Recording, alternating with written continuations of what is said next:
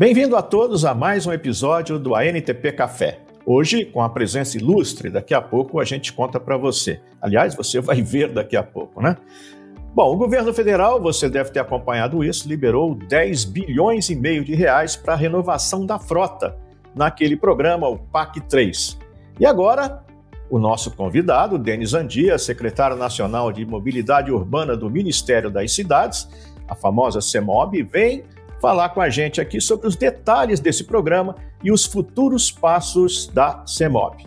Bom, antes disso, eu quero agradecer principalmente o apoio dos nossos patrocinadores. Vamos falar deles aqui, Mercedes-Benz, Citamob, um dos aplicativos mais utilizados no universo da mobilidade urbana no Brasil, inclusive com a presença marcante na tragédia lá do Rio Grande do Sul, a Citat, líder em soluções para gestão de frotas de ônibus urbanos e fretados, a Nansen, além de fornecer carregadores, oferece também toda a infraestrutura de recarga para veículos elétricos, e a Empresa 1, que é uma plataforma de bilhetagem digital multisserviços. O apoio institucional é da Tecnibus, revista da OTM Editora, do Diário do Transporte e do Podcast do Transporte. Realização, Transdata e ANTP. Bom, passemos a bola agora para os nossos colegas de bancada. Eu sou Alexandre Pelleggi, jornalista especializado em transporte, editor do site Diário do Transporte, também consultor da ANTP há vários anos. E agora, meus colegas, por favor, deem o seu bom dia, boa tarde, boa noite. Oi, Pelleggi, Fátima. Estamos ansiosos. Eu tenho que queimar a largada para conseguir ouvir esses recursos todos. Como é que eles vêm e quando eles vêm? Eu acho que vai ser uma conversa muito interessante, primeiro porque o Andia está aí todo turbinado com as informações de uma coisa que realmente vem para dar uma impulsionada muito bacana, e tanto na parte das indústrias quanto na parte do transporte público em si. Vamos, que vai ser um papo bom. Bom, antes de passar a palavra para o Denis, para ele dar o seu oi para todos, vamos falar um pouco dele, né? Apesar de todo mundo conhecê-lo, mas tem gente que não conhece ou conhece só parte da história. O Denis foi prefeito por 2 vezes de Santa Bárbara do Oeste, no estado de São Paulo, e hoje é o secretário nacional de Mobilidade Urbana dentro do Ministério das Cidades. Ele tem trabalhado com e hoje vem ao ANTP Café abrir o capô do novo PAC, ou seja, para mostrar o que está dentro deste programa de aceleração do crescimento, que está injetando aí mais de 10 bilhões e meio de reais em renovação de frota, como dissemos logo na abertura do episódio. Esse programa contempla 98 cidades espalhadas pelo país e significa a aquisição de exatos 5.350 novos veículos. Bom, passando a bola, então, para o nosso convidado poder se apresentar, dar a sua saudação, para em seguida nós passarmos a cravá-lo com as perguntas e a curiosidade da nossa bancada. Bom dia a todos, satisfação muito grande estar conversando com esse trio de ouro aqui e poder fazer com que o nosso bate-papo chegue até você que está nos assistindo. Espero que a nossa conversa seja cativante, seja importante, leve boas informações, leve um pouco do nosso trabalho, poder falar do transporte público no Brasil, que tem sido a toada da minha vida nesses últimos tempos, uma área que eu me dediquei muito como gestor público, né, como prefeito de Santa Bárbara do Oeste, e muito me interessou e muito debati e discuti como presidente da região metropolitana de Campinas. Então, tentei trazer essa bagagem toda, ainda muito pequena, mas para se somar à experiência de tantas pessoas. E hoje eu estou aqui falando com pessoas que amam e vivem, né, o transporte. Então, espero que daqui saiam boas coisas, né? Tenho certeza que a gente vai falar sobre muitos assuntos importantes. E como o Alexandre falou, nós estamos num momento especial, né, o lançamento do PAC Renovação de Frotas, né, um programa muito aguardado por todos do setor, né, aguardado por prefeitos, prefeitas, governadores, governadoras, pelo setor que opera, né, os sistemas no Brasil, pelos fabricantes, enfim, por todos aqueles que entendem que a requalificação, né, das frotas também é um caminho importante e necessário para se motivar os usuários a um uso maior, constante no dia a dia. Enfim, é um bom passo, um grande passo, um importante passo, mas de uma caminhada que ainda tem muito a ser percorrida, né? Nós temos os pés muito no chão, sabemos que a caminhada é longa, mas sem dúvida alguma, a notícia trazida aí algumas semanas atrás traz um horizonte de boas expectativas, de esperança, né, e de certeza, né, de que nós estamos num início de caminhada, mas num rumo correto. Bom, Andia, mas vamos primeiro fazer as perguntas, né? Já está respondendo tudo antes de te perguntar. Isso é que é competência, hein? Isso é que é competência. Bom, geralmente quem começa abrindo a caixa de ferramentas é o nosso Cláudio de Sena Frederico. Vamos lá, Cláudio. Denis, acho que nós aqui conversando, né, Fátima, Alexandre, nós estamos muito interessados em que você, não é para nós, mas no fundo as pessoas que estão ouvindo estão interessadas realmente em entender. Em primeiro lugar, é natural isso, quanto recurso vai ser alocado no primeiro e no segundo ano, quer dizer, no ano que vem e no outro, para esse PAC 3. E a história disso, quer dizer, como é que surgiu? Por que o governo está tomando esse passo? E eu sei que nós todos temos uma expectativa em relação ao PAC, mas e o governo? Qual a expectativa dele? Quer dizer, por que ele tomou esse passo e o que ele espera que isso seja obtido com isso? Bom, primeiro, Cláudio, eu acho que é o reconhecimento da necessidade desses tempos que nós vivemos em relação à retomada dos investimentos e à melhoria do transporte público. A gente sabe que ao longo das últimas décadas o transporte público foi perdendo usuários, perdendo passageiros e sobretudo com a pandemia nós tivemos uma aceleração, um acréscimo, né, desse processo que foi se perdendo por vários motivos, né? Outras formas de transporte por demanda, também muitas vezes, e é importante se reconhecer, e é por isso que o trabalho vai nesse sentido, reconhecer que a perda da qualidade muitas vezes é um fator importante. Qualidade não apenas do conforto do usuário no uso, mas qualidade quando se fala em tempo, né, quando se fala em espera, enfim, com segurança, enfim, uma porção de coisas. Então, um conjunto de fatores que todos nós sabemos, conhecemos e reconhecemos. Por conta disso, essa inevitavelmente é uma pauta que tomou volume e interesse para todos os gestores públicos do país, né? Haja visto que no início de 2023, quando o governo buscou saber dos governadores, né, quais eram as principais demandas, né, para aquilo que, num primeiro momento, o governo deveria se organizar para atender, né, as demandas, os pedidos dos governadores, boa parte dessa demanda estava relacionada à mobilidade urbana, né? E boa parte aos investimentos em infraestrutura para transporte público coletivo. Então, dado desse cenário e a sensibilidade de se entender que o transporte público é um direito do cidadão, né? É um dever social, né? E é a ferramenta que todo o cidadão precisa para o seu dia a dia, né? Para acessar o sistema de saúde. Nós temos um dos sistemas de saúde mais universalizados do mundo, né? Com muitos ajustes para serem feitos, mas é um sistema universalizado. E o transporte público é o que permite, muitas vezes, o cidadão acessar uma consulta médica, um exame que ele precisa fazer. É o transporte público que permite se acessar a educação, muitas vezes, se permite ir trabalhar todos os dias, buscar emprego quando necessário, enfim, é o que movimenta o comércio, é uma grande ferramenta do dia a dia das pessoas. E o governo entendeu que essa é uma das grandes prioridades de investimento. Então, por conta disso, Cláudio, nós tivemos aí, no lançamento inicial, original, do PAC, isso aconteceu ano passado lá no Rio de Janeiro, foi um anúncio de 48,8 bilhões de investimento em infraestrutura e renovação de frota. Isso para os anos, os 3 anos seguintes, né, 2025, 2024, 2025 e 2026.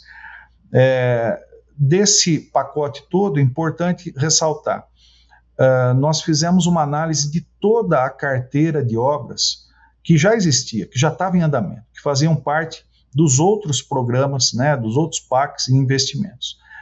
E fizemos uma leitura, né, uma avaliação daqueles que precisavam ser concluídos, né, que ao longo do tempo, por alguns motivos, por vários motivos, não chegaram até o fim. Então, primeiro foi feita uma leitura dessa carteira, uma avaliação, uma repactuação, muitas vezes, de obras que precisavam ser reduzidas ou que precisavam caminhar para um outro sentido, foi repactuado. E isso foi colocado dentro do PAC.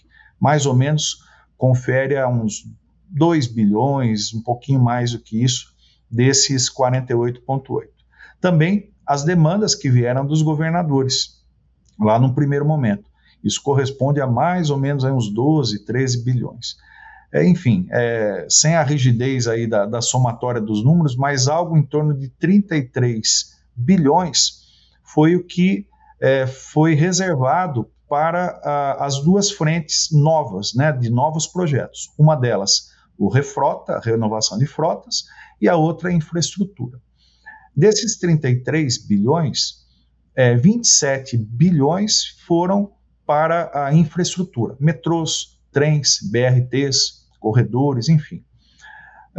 E outros 6 bilhões para a renovação de frotas. Bom, eu estou detalhando, né, decompondo o número, né, para a gente entender o bom espírito que o governo tem em relação a tudo isso. Porque dos 6 bilhões que a gente tinha reservado aqui para renovação de frotas, 3 seriam nesse momento, né, na seleção feita aí ao final de 2023, e mais 3 bilhões seriam agora para o início de 2025, a segunda fase de seleção. Então, a gente teria 3 bilhões apenas aqui. Mas como a demanda foi muito maior do que qualquer expectativa mais otimista, né, muito maior, eram 3 bilhões reservados, nós tivemos uma procura de 10,5, 10,6 bilhões.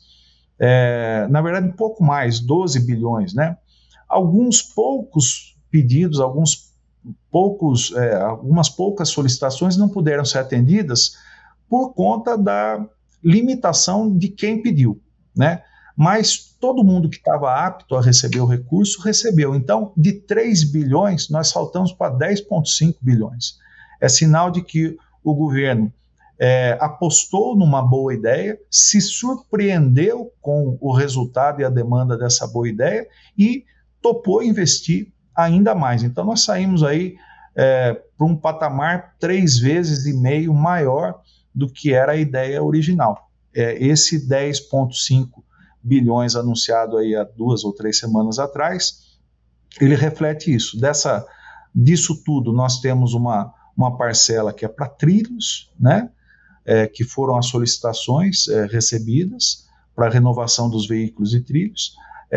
Tivemos aí um número de 5.400, 5.300 ônibus para serem renovados, e uma boa parte, né, 2.396, salvo engano, são ônibus elétricos. E é importante ressaltar isso, porque dentro dessa grande e boa surpresa que nós tivemos da demanda, nós tivemos uma outra boa surpresa, que foi o interesse dos entes públicos na transição para uma renovação de frota, já observando, vamos dizer, os ônibus elétricos, né?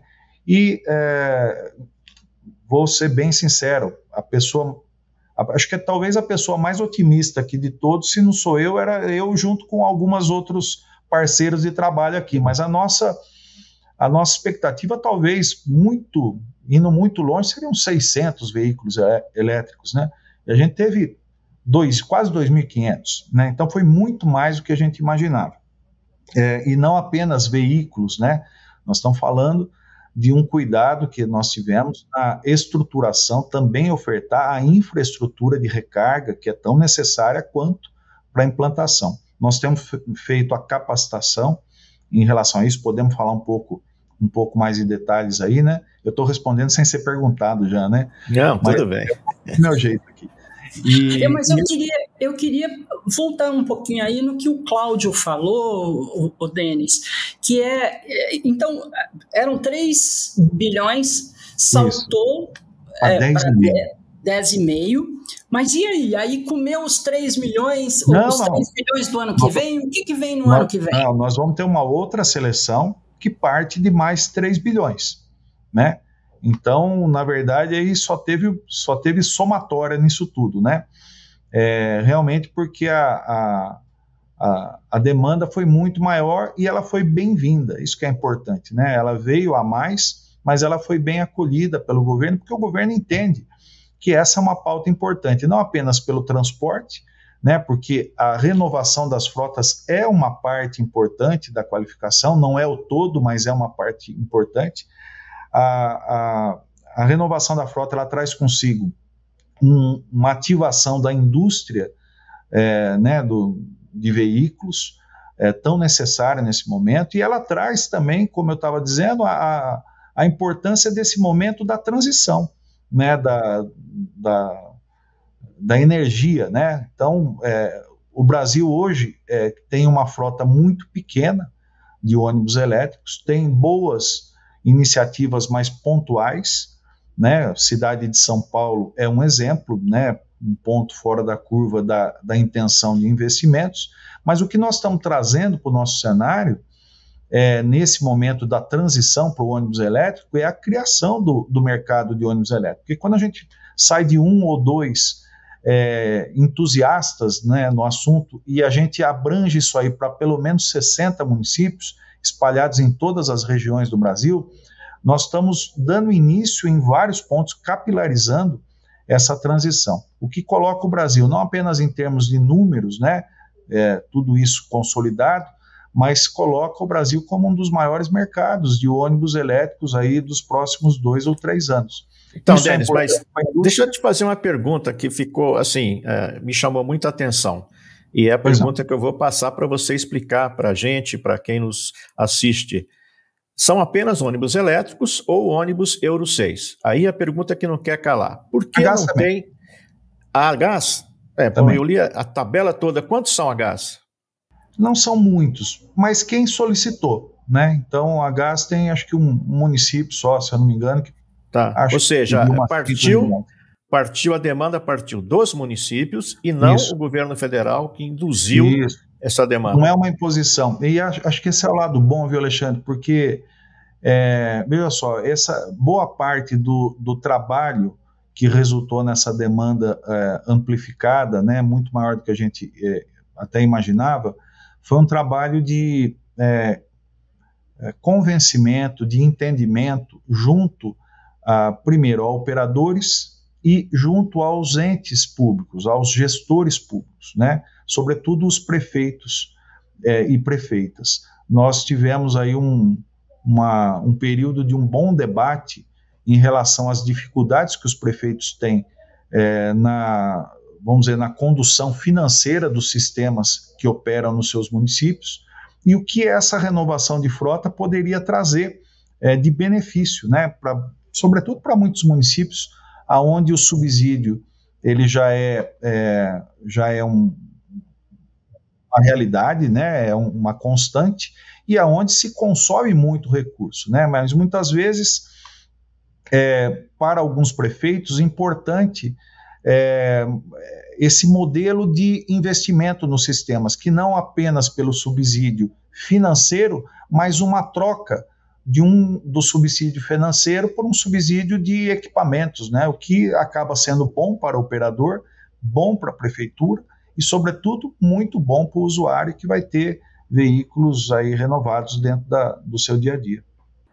O que a gente queria saber um pouco aí, que é interessante, é a história por que esse dinheiro acabou saindo para as prefeituras e não para os operadores. Isso não cria mais um movimento de entrave, não? Não, na verdade, Fátima, o PAC Renovação de Frotas ele foi aberto tanto para o setor privado, para os operadores, quanto para os entes públicos. O anúncio que nós fizemos, ele trata dos entes públicos, né? Porque foi feita uma seleção lá em outubro a novembro de 2023 e nós anunciamos essa seleção agora.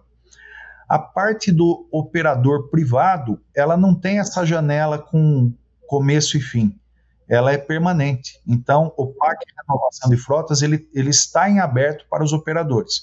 E aí, tem mais uma demanda ainda a ser suprida para os operadores, que tem um perfil diferente a de se ressaltar, né? O perfil solicitado pelos operadores já não é esse 50%, né, por cento de ônibus elétrico e Euro 6. Tem muito mais ônibus elétrico. E se justifica, na minha opinião, apenas na minha opinião, né? Se justifica porque o operador ele precisa do indicador, do indicativo, né, da gestão pública de que aquela tecnologia o município quer implantar, ele quer investir em infraestrutura, ele quer dialogar e negociar com a empresa que oferta a energia elétrica, enfim. A sinalização do município, da prefeitura, ela é essencial para que o operador também se engaje, porque uma vez isso acontecido, e o município se disponha a estruturar, sobretudo a parte de recarga e tal, permite que a conta, no papel, ali na ponta do lápis, feche muito melhor, né? Porque aí nós não temos dúvida dos ganhos e dos benefícios. É uma tendência que o mundo inteiro está tendo e a conta começa a fechar para todo mundo que se... Mas só um minuto. Aí, justamente, quando você falou na estrutura de recarga, me veio a seguinte sensação. Quer dizer, vocês estão confiantes de que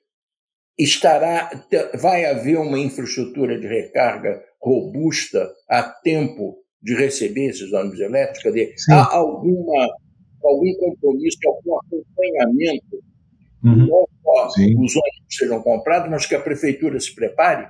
Sim, aliás, sua pergunta é extremamente importante, Cláudio, porque é o seguinte, antes da seleção, quando a gente ainda havia recebido as demandas, mas os municípios ainda não sabiam se seriam contemplados, se seriam selecionados de fato ou não, todos os municípios e governos de estado que solicitaram, nós fizemos primeiro uma rodada técnica, né? Para que todos tivessem ciência das necessidades e do passo a passo necessário para a implantação sobretudo de quem está partindo do zero, porque também fato é que alguns municípios já têm a experiência, solicitaram e estão recebendo ônibus agora, já têm essa experiência implantada, eles estão apenas acrescentando.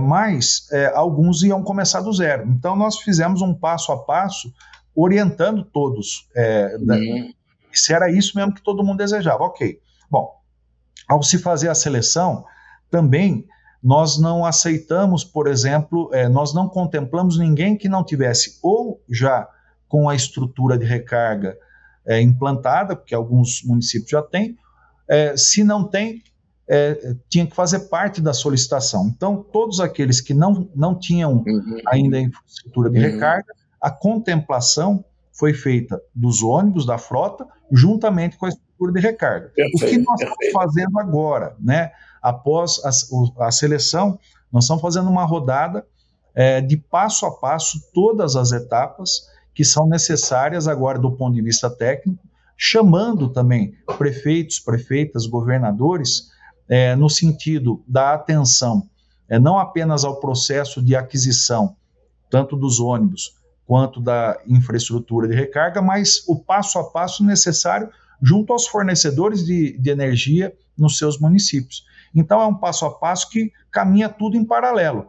Pode ter 1, 2 meses de desajuste ou de né, de espera de uma coisa ou outra, porque a gente está trabalhando para que tudo converja no mesmo momento, mas pode ser que a estrutura fique pronta antes de alguns receberem ônibus, ou pode ser que aconteça o contrário. O importante é estar caminhando tudo em paralelo, e é o que nós estamos fazendo todos os dias. Aliás, a primeira coisa aí que a gente fez, já na sequência, já foi enviar um normativo, né, dando o passo a passo do que cada um vai ter que seguir agora para frente. E capacitação técnica, né? Nós temos aí bons parceiros, o ITDP, por exemplo, é um bom parceiro que tem nos ajudado no sentido de capacitar as pessoas dentro das prefeituras, dos governos do estado, para esse momento de transição. É fundamental isso, porque a gente está vendo um caso emblemático como São Paulo, né? Que foram prometidos 2.400 ônibus elétricos até o final deste ano, e esse número não chegou a 200 ainda, e a prefeitura está enfrentando uma grave dificuldade justamente com a fornecedora de energia, porque a gente sabe, né, Andia, que não basta ter o sistema de recarga, é preciso ter também garagens completamente modificadas, porque uma garagem para diesel é uma coisa, uma garagem para elétrico é outra, então eu acho que a mecânica é outra, então acho que esse cuidado que se está tendo é importante, porque Curitiba, por exemplo, está fazendo a licitação do seu próximo, o edital da sua próxima licitação de transporte, já preocupada com isso, né? O contrato, inclusive, com o BNDES está prevendo, né, que para ser elétrico vai ter necessariamente todo um trabalho de infraestrutura que antecede. Exato, então, e a nossa conversa, né, Alexandre, tem sido com a indústria que produz o ônibus elétrico, com, inclusive, os fornecedores da infraestrutura de recarga. Importante ressaltar também que o Brasil, né, com muito pé no chão, com muita humildade do ponto que ele está hoje, né, dependendo do ponto onde a gente quer chegar, mas a experiência de outros países, inclusive países vizinhos, que já tem isso como uma realidade, saber aonde foram os entraves, aonde foram as dificuldades, saber desviar desses percalços, né? Porque já é um aprendizado em outros países. Adquirir tudo isso aí é o que a gente tem feito também desde setembro, outubro do ano passado, exaustivamente, né? Então, aprender também com aqueles que foram pioneiros é muito importante. E fazer isso tudo conjuntamente, né? Então, importante é a informação, a capacitação, é realmente um novo paradigma, né? É uma nova dinâmica, mas é um caminho sem volta, né? Isso não tem, a gente tem que estar muito certo disso, que hoje o mundo respira e caminha nesse sentido. Então, é importante o quanto antes, né, a gente dar os nossos passos, mas, sobretudo, dar passos bem firmes, né, nessa caminhada aí, é o que a gente está buscando fazer. Eu tenho visto muito, principalmente na Europa, uma preocupação em relação à manutenção, a gente para fazer a manutenção. Então você tem, por exemplo, já gente fazendo uma espécie de recalchutagem de bateria, né, espalhando garagens eles falam workshops, né, para consertar ônibus elétrico. E a gente também já teve entrevistas aqui dizendo que até o momento o que os proprietários dos ônibus elétricos estão fazendo dá um problema, eles tiram a mão e ligam correndo para quem vendeu, para fazer um trabalho de pós-venda. Eu imagino que isso vai chegar uma hora, quer dizer, agora, por exemplo, você tem mais 2.000 e poucos ônibus espalhados pelo país, que a gente vai precisar dessa mão de obra. Vocês aí da Secretaria acreditam que esse é um trabalho em que vocês também vão atuar, ou isso vai acontecer naturalmente no mercado? O que você acha dessa parte aí da manutenção e de gente capacitada para dar essa manutenção? A pergunta é boa também, Fátima, e é no sentido de tentar antecipar, né? Então, acho que por 2 motivos nós colocamos, e é um pré-requisito aí dessas seleções, é que o conteúdo nacional seja preservado, né, por 2 motivos. Um, porque é um incentivo à indústria nacional, a quem produz o ônibus aqui, né, e também no sentido da manutenção que você está dizendo, né, é importante que quem quem venda também possa dar o suporte para isso aí. Então, quando a gente fala das indústrias aqui localizadas, esse suporte, aliás, vamos deixar claro que é um grande aprendizado para todos ao mesmo tempo, né? Embora todos tenham know-how, todos tenham a busca pela informação já há vários anos, o desenvolvimento da tecnologia, mas cada passo dessa caminhada, cada etapa é um aprendizado para todos. E o que a gente busca fazer é minimizar, né, riscos, né? Então, essa é uma prerrogativa da seleção, porque também, por outro lado, ela incentiva a produção nacional, o que é um grande interesse estratégico para o Brasil, né? Porque nessas discussões com a América Latina, com o Caribe, nós sabemos do potencial que o Brasil tem, que já sempre teve na produção de ônibus a diesel, mas o potencial que ele tem para ser um grande produtor para o mercado da América Latina e Caribe. Hoje, nessa disputa pela fabricação local, nós temos Brasil e México, né, nessa disputa aí. O que nós estamos tentando é fortalecer a nossa indústria e poder ser um dos grandes fornecedores para o mercado da América Latina também.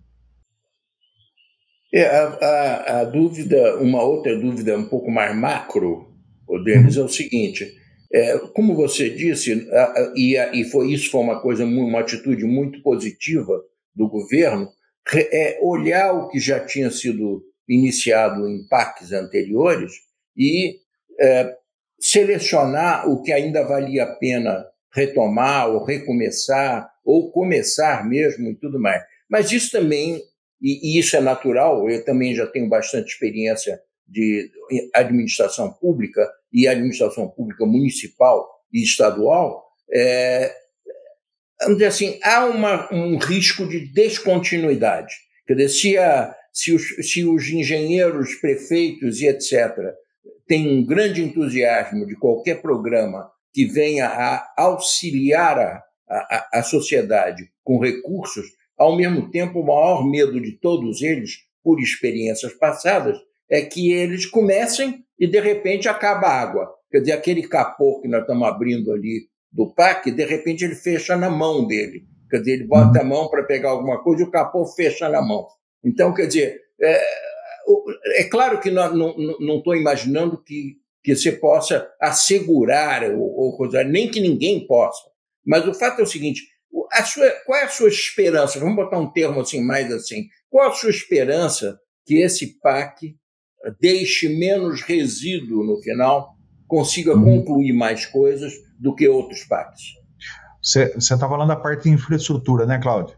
Exatamente. Tá. Não, bom, primeiro parte desse ponto de se reconhecer que ao longo dos últimos anos, algumas obras, por alguns motivos, e são dos mais variados possíveis, não chegaram ao fim. Então, primeiro, fazer um catálogo desses empreendimentos que poderiam ser concluídos, né, num curto espaço de tempo, que precisavam ser repactuados. Olha, foi pensado algo muito grande, mas a realidade é outra, então vamos repactuar. E aqueles que muitas vezes nem começaram, né, Cláudio? Olha, não vamos parar por aqui porque não deu certo, né? Então, primeiro, reconhecer tudo isso aí, eu acho que é um passo muito importante.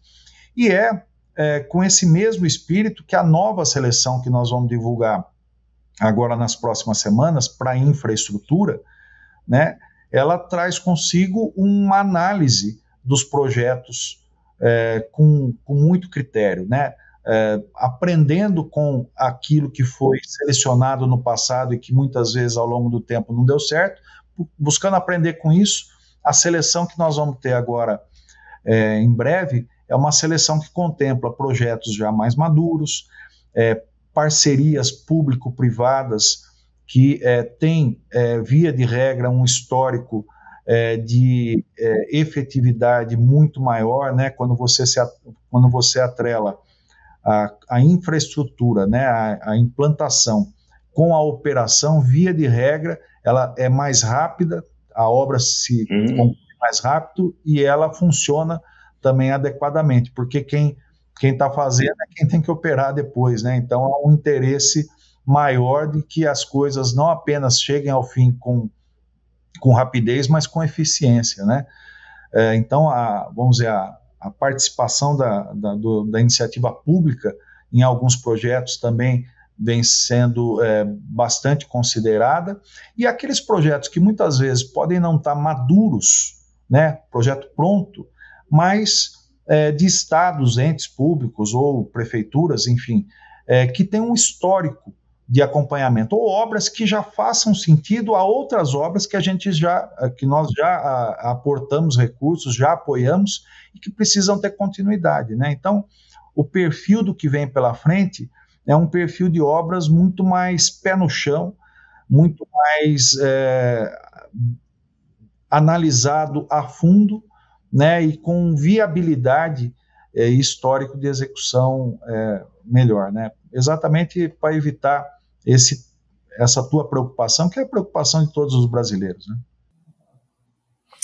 Outro setor muito importante, principalmente nas regiões metropolitanas, e você sabe disso, Andia, é o setor de trilhos, né? A gente está vendo a crise, por exemplo, da Supervia no Rio de Janeiro, a gente está vendo muitas vezes as dificuldades, né, da viabilidade em São Paulo, que assumiu a concessão de 2 linhas e está tentando, né, colocar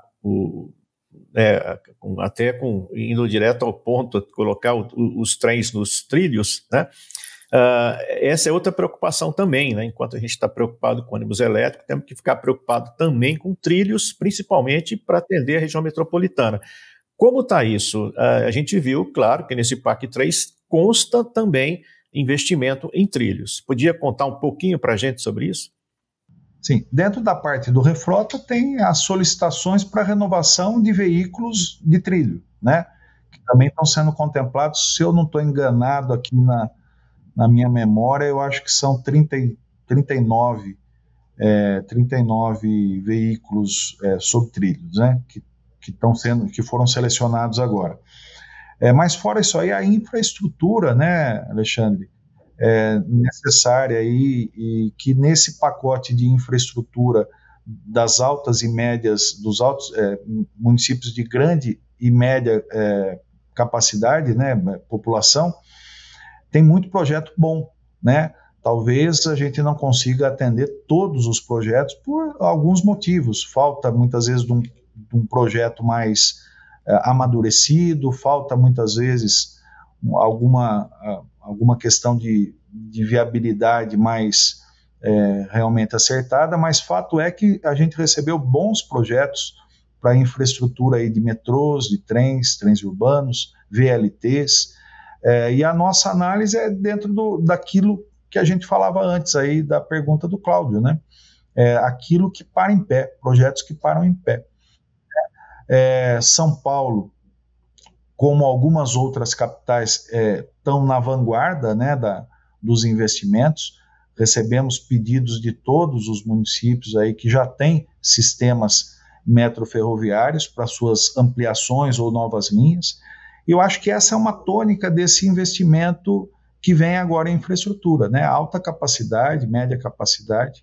Acho que o Brasil está acordando para isso. Mas mais do que isso, é importante dizer algo especial que a gente trabalhou e vem trabalhando, né, desde o ano passado, que é algo que os governos, de um modo geral, os gestores, de um modo geral, são muito cobrados, né? A falta de planejamento, né? Então, seja prefeito, seja governador, presidente, muitas vezes os gestores são cobrados pela falta de planejamento.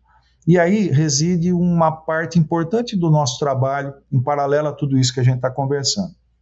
Ano passado, nós celebramos um acordo de cooperação técnica junto ao BNDES, né?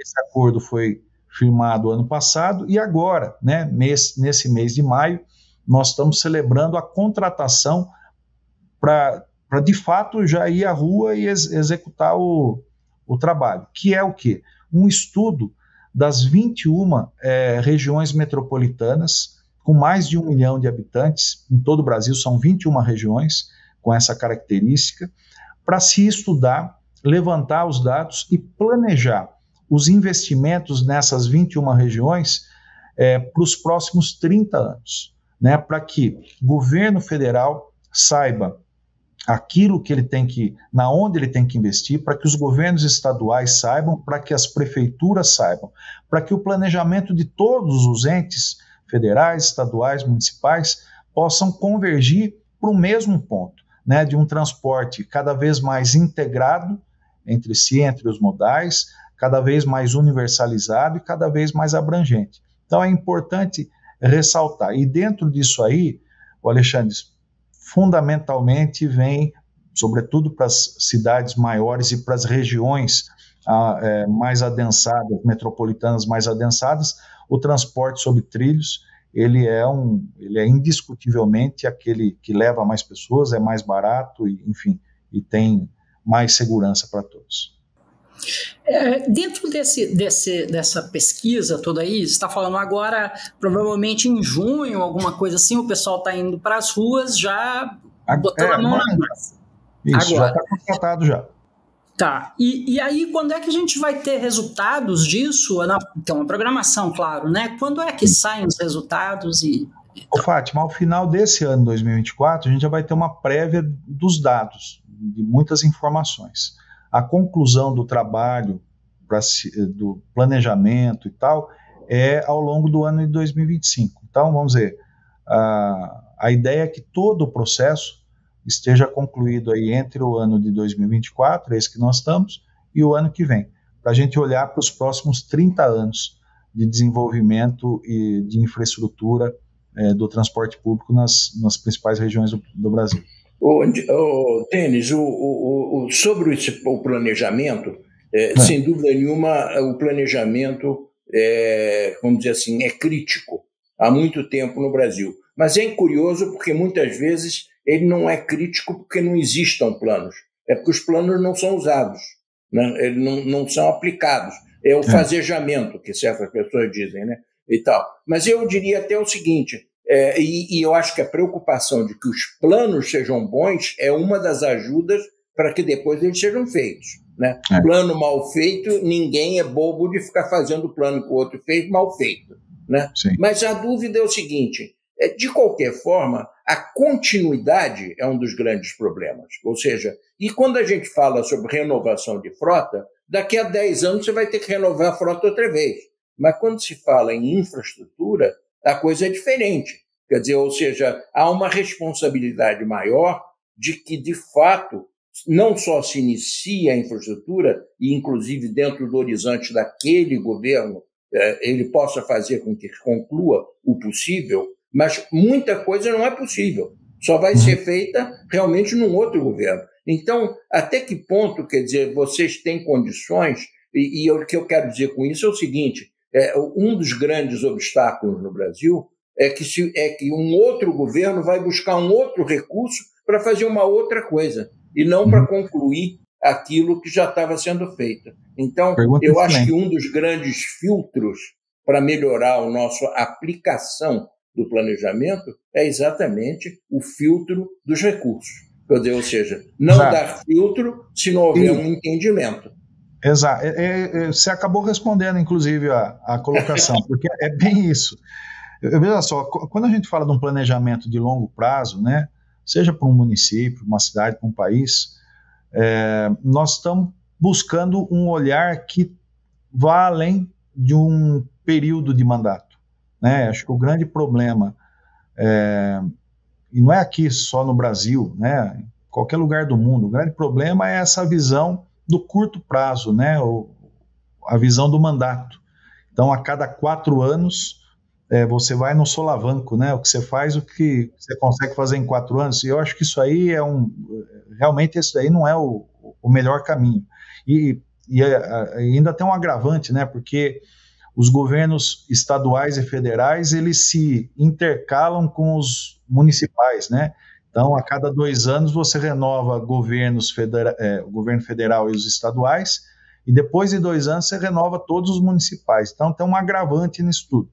Quando a gente busca um um estudo e um planejamento como esse, sem dúvida alguma, é exatamente para a gente minimizar todo esse processo que fazemos hoje, que eu explicava antes, da análise dos projetos que são recebidos. Tem muito projeto que a gente recebe que não faz o mínimo sentido, né? Que é desconectado com o que já existe, desconectado com, enfim. E eu acho que quando a gente estabelece um planejamento, um macro planejamento, a gente estabelece diretrizes, e as diretrizes também dizem respeito aos investimentos que vão ser feitos. Então, entendo que em algum momento a liberação de recursos vai estar vinculada a esse planejamento, né? Ou a gente caminha, claro, e não existe nada que você planeje, é importante ressaltar isso aí, não existe nada que você planeje hoje com um olhar de 20, 30 anos, ou até 10 anos, que ele não possa ser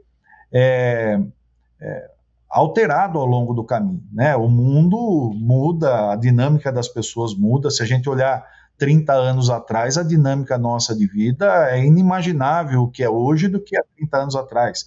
É claro, é um planejamento que precisa ser revisitado e atualizado com constância, mas uma linha mestra daquilo que precisa ser feito, inclusive para a liberação de recursos, né? Acho que passa muito por isso. Na verdade, essa é a grande ideia, porque isso aí dá segurança para os municípios, para as prefeituras, para os governos de estado, para o governo federal, e dá segurança, sobretudo, para a iniciativa privada investir num setor que é tão necessário de investimentos também privados. Segurança daquilo que está se fazendo, né? Não ter, para qualquer evento que sopre para um lado para o outro, não ter grandes mudanças nos macroinvestimentos que a gente tem pela frente. Acho que é importante nesse sentido que você tocou. Andia, uma coisa que é importante, que nós estamos falando aqui só de infraestrutura, principalmente de transporte público, né, coletivo, trilhos, sistemas de recarga, mas aí fica uma pergunta, que mobilidade urbana, você como prefeito conhece bem, muito bem, aliás, também tem aquele outro lado, que é o lado do pedestre, que é o lado do pessoal que anda de bicicleta, né? Que é o lado do trânsito, principalmente o trânsito voltado para garantir prioridade ao transporte, porque não basta você ter ônibus elétrico se ele vai ficar preso no congestionamento, né? Então, qual é a sua visão sobre isso? Existem planos para isso ou isso já está embutido nesses planos do PAC 3? Eu acho que tem um pouco de tudo. Vou tentar fazer um catalogado disso tudo. Primeiro que na infraestrutura que nós temos, nesse lançamento do PAC, foi aberto a possibilidade da mobilidade ativa também ser contemplada, né? Ciclovias, ciclofaixas, equipamentos que possam, contanto, e aí é importante, né? Falo com um pouquinho da cabeça de prefeito aí que fui 8 anos. O prefeito sempre quer arrumar um jeito de fazer algo, falar que é de um jeito às vezes, mas na prática é outro, né? Então, todas as ciclovias, todo equipamento e infraestrutura para mobilidade ativa, nós fizemos uma prerrogativa de que ela tem que estar vinculada ao sistema de transporte público dos municípios, né? Para que ela possa ser contemplada. Então, vamos dizer, o prefeita quer fazer uma ciclovia. Se ela tiver atrelada, integrada com o sistema de transporte, a ponto dela permitir que se faça a primeira ou a última milha, né, com mais qualidade, acho que nesse sentido é o que nós vamos contemplar nesse momento também. É importante também ressaltar que poucos são os projetos, e aí volto, né, ao que eu estava dizendo da cabeça aí do ex-prefeito que fala aqui, que muitas vezes os projetos não vêm com essa característica. Então, a nossa sinalização é de não contemplar aqueles que são apartados dos sistemas de transporte público, explicar o motivo disso e dizer, olha, nós vamos ter outras seleções, vamos fazer do jeito certo, do jeito correto, né, para que as ciclovias elas sejam funcionais para o dia a dia das pessoas, e são muito importantes. A pessoa, em muitos lugares, é o complemento da jornada toda dentro do transporte público, é essa última milha, né? Que ela precisa ter ou um equipamento para guardar a sua bicicleta, ou ela precisa, e nós estamos discutindo também, é importante, e não veio nessas solicitações, mas nós estamos com um desejo muito grande que venham nas próximas, estamos tentando estimular o aluguel de bicicletas por um sistema público, né, como acontece em diversas cidades no mundo, né, que os entes públicos, as prefeituras, sobretudo, tenham dentro da organização do seu transporte também a oferta, né, de bicicletas, né, estações de bicicleta para a pessoa pegar, fazer a última milha, chegar, enfim. Isso já acontece em muitos países. Não veio nenhum projeto assim, mas nós vamos estimular para que o poder público, porque essas iniciativas hoje no Brasil, todas até hoje, elas vêm da iniciativa privada, né, as empresas que fazem essa oferta, enfim. Mas a gente está tentando levar isso aí para um investimento público, né? Que possa inverter, né? Inverter o sinal. Então é importante. Agora, junto com tudo isso, não é um trabalho só nosso, né? Mas é um trabalho que a gente faz em parceria com a Senatran, lá do Ministério dos Transportes, no sentido da segurança no trânsito, né, Alexandre? Você tocou num ponto importante. Não adianta apenas a gente ter a infraestrutura para o ciclista ou pedestre, se o trânsito, né, é um trânsito inseguro, né, violento. Então, em paralelo a isso, as ações que a gente tem promovido para se ter um trânsito seguro, e acho que aí a ideia começa a se fechar como um todo, de ponta a ponta.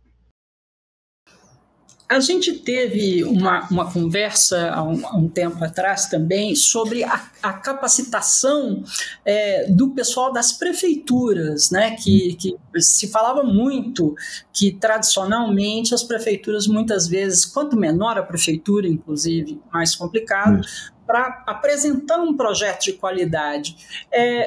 Analisando essa sua experiência, você acha que as prefeituras estão se qualificando, que hoje esse jogo já está diferente? Lentamente, gradativamente, mas sim, né? Eu acho que, primeiro, né, Fátima, há de se ressaltar que a pauta mobilidade, transporte público, né, a questão cicloviária, enfim, ela ganhou importância na pauta dos prefeitos. E à medida em que as cidades vão crescendo e vão se adensando, vão se tornando mais complexas, né, na sua mobilidade do dia a dia, inevitavelmente os gestores públicos são cobrados por isso. Então, inevitavelmente passa a ser uma pauta.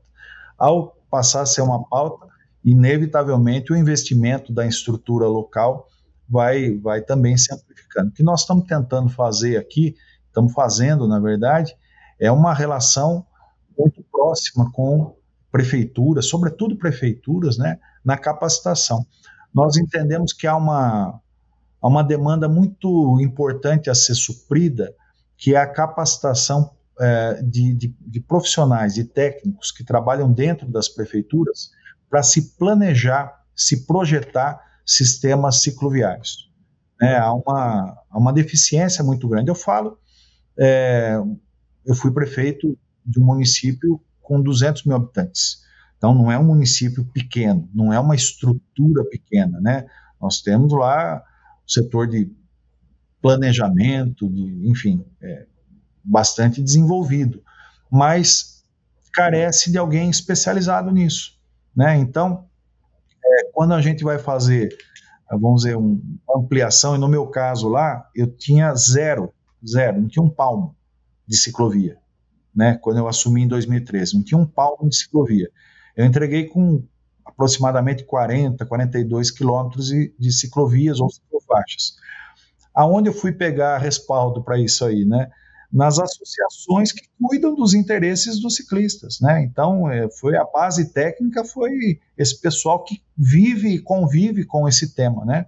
Por sorte, na minha cidade tem um pessoal muito bom, que me ajudou muito nisso tudo, né? Mas é um desafio, e fazer uma malha cicloviária não é simples, né? Porque não ela tem que ir se conectando, né? Você tem que ir fazendo trechos que muitas vezes o trecho que você faz ele não está plenamente conectado. Em algum momento você faz o fechamento disso tudo para dar sentido, funcionalidade. você tem que estudar muitas vezes o impacto por onde já existem vias e fluxo, né? É mais complicado. E mais do que isso, né? Estimular para que a utilização da bicicleta, né? A mobilidade ativa nesse sentido, ela não seja apenas de lazer, o que é muito bom também, mas que ela ser utilizada no dia a dia de trabalho das pessoas, no dia a dia mesmo, né? Só que para isso acontecer tem que ser funcional. Não adianta a pessoa sair, pegar uma ciclovia bonitinha perto da casa dela e em algum momento ela chega no caos ali e não consegue e se coloca em risco. Faz isso, né? Então, então é um processo gradativo que os municípios precisam ter. E para fazer isso aí, muitas vezes falta gente para orientar e fazer os projetos adequadamente. Bom, estamos chegando já praticamente no final. Já? E eu queria, já quase uma hora de conversa aqui. Quando a conversa é boa, ela corre rápido, né? Eu queria, então, passar a bola agora para os meus colegas de bancada aqui para fazer as suas considerações finais. Aí o Andia encerra essa nossa conversa fazendo também um balanço, né, do que ele pensa e quais são seus projetos futuros. Quem começa, Cláudio ou Fátima? Andia, eu queria bater palma e também puxar a orelha, porque eu acho o seguinte, antes da gente conversar, eu sentei para estudar mais o assunto e tudo que eu achei foi metade do que a gente ouviu aqui, ou talvez menos, né? A complexidade do que vocês fizeram, a dinâmica, a coisa toda é muito mais profunda, muito mais interessante. Então, os meus parabéns foi justamente por saber desse trabalho. O meu puxão de orelha é porque eu acho que talvez tenha sido pouco comunicado, entendeu? Porque na pesquisa é isso, eu não consegui achar isso tudo. Eu acho que tem aí um trabalho muito bacana que merece ser conhecido e acho fantástico que a gente teve essa oportunidade aqui. Muito obrigada. Eu queria colocar uma coisa que até eu fico um pouco envergonhado, que pode ser considerado, de certo modo, assim, porque eu não disse isso antes, né? Quer dizer, por que foi dizer no fim? Mas é uma coisa que me preocupa muito, que é o seguinte: uma quantidade grande de recurso público está sendo colocado nesse esforço. É um esforço com muito dinheiro a ser despendido. Não há dúvida de que o resultado óbvio que as pessoas esperam é uma melhoria de vida para a população, quer dizer, que a população, no final, tenha melhores sistemas de mobilidade, de transporte, etc., mais saudáveis e tudo mais. Mas há uma outra parte que é um garimpo e que é um resíduo que pode terminar sobrando só areia ou pode terminar sobrando ouro. E esse garimpo é o garimpo da nossa indústria, da indústria nacional, né? A nossa indústria ferroviária, metroferroviária, é uma indústria que já teve uma situação muito melhor do que tem hoje, muito melhor. E ela tem muito pouca proteção em relação ao mercado internacional, né? E agora nós estamos ingressando numa área que ameaça a nossa indústria de ônibus. Não é meramente uma oportunidade, é uma ameaça a nossa indústria de ônibus. Nossa indústria de ônibus acaba sendo uma indústria diferente da maioria do mundo, em que você divide o ônibus em dois pedaços. Um pedaço faz, o outro pedaço faz. Esse pedaço de cá, que é a carroceria, é 100% nacional. Esse outro pedaço aqui não é 100% nacional e depende de indústrias internacionais. Muito bem. A questão é a seguinte: qual o nível de proteção? Porque hoje, por exemplo, nos Estados Unidos, estão fazendo um esforço semelhante. E esse esforço semelhante exige que todos os ônibus comprados tenham 70% de fabricação nacional nos Estados Unidos. Não interessa outra coisa. Isso, além do fato da briga deles com a China. Mas eu acho que isso não tem nada a ver conosco, não tem nenhum motivo para a gente brigar com a China. Mas nós temos interesse em que a China venha para cá, e não meramente o ônibus da China venha para cá. Então, vamos dizer assim, essa é a minha preocupação. Minha preocupação é que esse esforço todo, esse recurso todo, deixe um resíduo que seja ouro na nossa indústria, né? E não meramente bons ônibus para a mobilidade, porém, todos importados. ou muitos importados, ou com a destruição das nossas indústrias. E isso inclui a ferroviária. Então vamos lá. Bom, em relação ao que a Fátima falou, em termos de comunicação, eu concordo, viu, Fátima? Eu acho que a gente poderia realmente comunicar um pouco mais. Mas também entendo que é o momento de comunicar é agora, né? Porque acho que o ano 2023, primeiro, foi um ano de outras pautas para o Brasil, né? Importantes pautas necessárias também para o governo, né?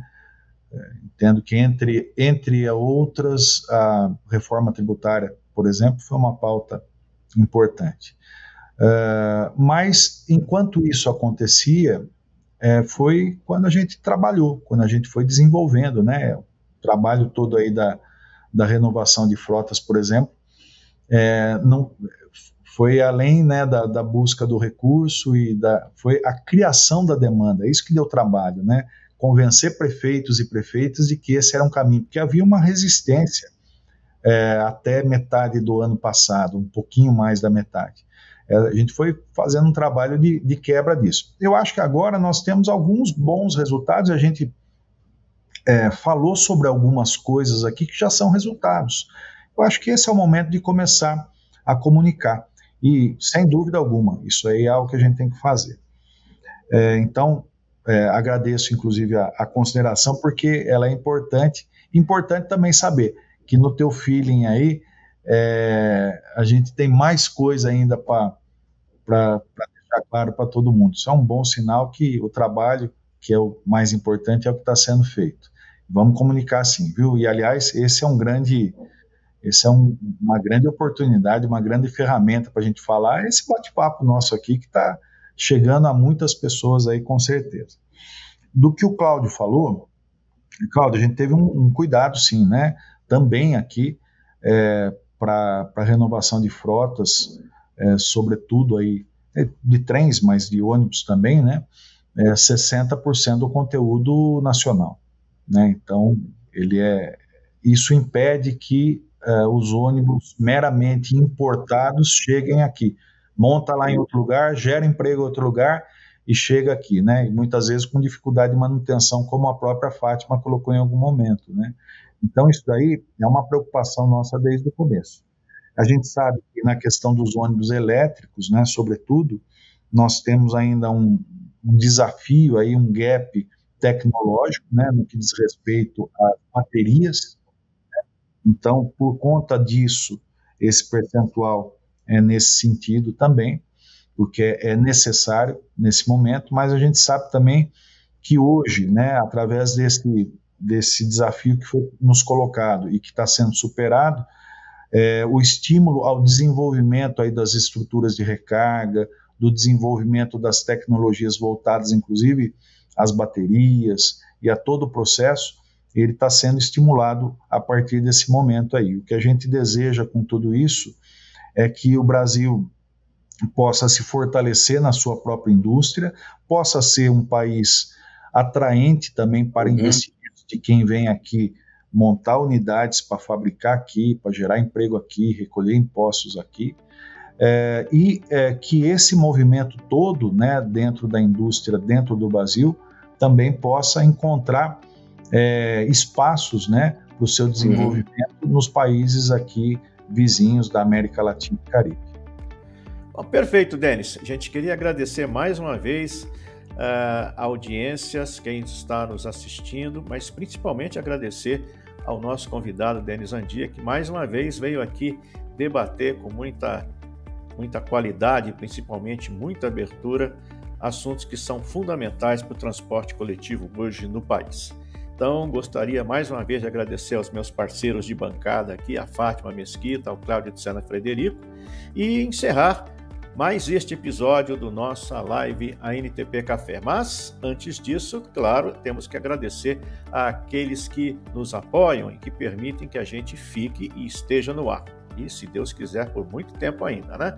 Que é o caso a Mercedes-Benz, que é um dos nossos principais patrocinadores, a Citamob, que é um dos aplicativos mais utilizados no universo da mobilidade urbana no país, a Citat, que é líder em soluções para a gestão de frotas de ônibus urbanos e fretados, a Nansen, que além de fornecer carregadores, fornecem também toda a infraestrutura de recarga para veículos elétricos, e a Empresa 1, que é uma plataforma de bilhetagem digital multisserviços. Apoio institucional da Tecnibus, OTM Editora, do Diário do Transporte e do Podcast do Transporte. A realização, Transdata e a ANTP. Muito obrigado a todos e até o próximo episódio.